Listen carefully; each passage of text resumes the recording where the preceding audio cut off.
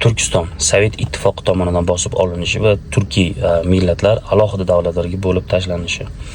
Ya'ni Turkiston hududi hozirgi Markaziy Osiyo davlatlari, masalan O'zbekiston, Qozog'iston, Qirg'iziston, Tojikiston, Turkmaniston, Xitoyning Shinjon provinsiyasi, ya'ni Sharqiy Turkiston, Afg'on Turkistoni, Shimoliy Afg'oniston, bu hududlar Turkiston hududiga kirgan. Bu joyda 1865-yilning 19-asr o'rtalarida 1865-yildan 1876-yilgacha bo'lgan oralig'da Rossiya imperiyasi janubga yurish qiladi. Toshkent, Xorazm, Xiva xonligi, Buxoro amirligi, Qo'qon xonliklari Rossiya tasarrufiga o'tadi.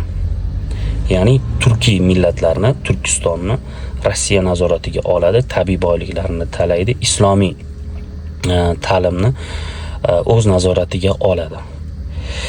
1917-yilga kelib Sovet ittifoqida, ya'ni Rossiyada inqilob bo'ladi va Turkiston ziyolilari bu vaziyatdan foydalanib Qo'qon shahrida Turkiston muxtoriyatini e'lon qiladi 1917-yil dekabr oyida.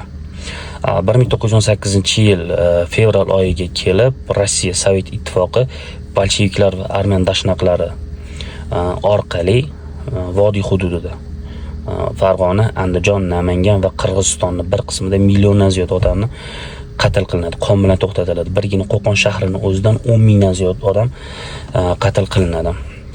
Va 1920-yilga kelib millatlarni bo'lib boshqarish, ya'ni alohida respublikalarni joriy qiladi. 1924-yildan 1936-yilgacha bo'lgan oraliqda O'zbekiston SSR, Qirg'iziston SSR va O'zbekiston tarkibidan ajrab chiqarilgan, ya'ni o'z SSRdan ajrab chiqariladi Tojikiston SSR, Turkmaniston SSR bo'lib boshqarishlar boshlanadi va Turkiston atamasi taqiqlab qo'yiladi.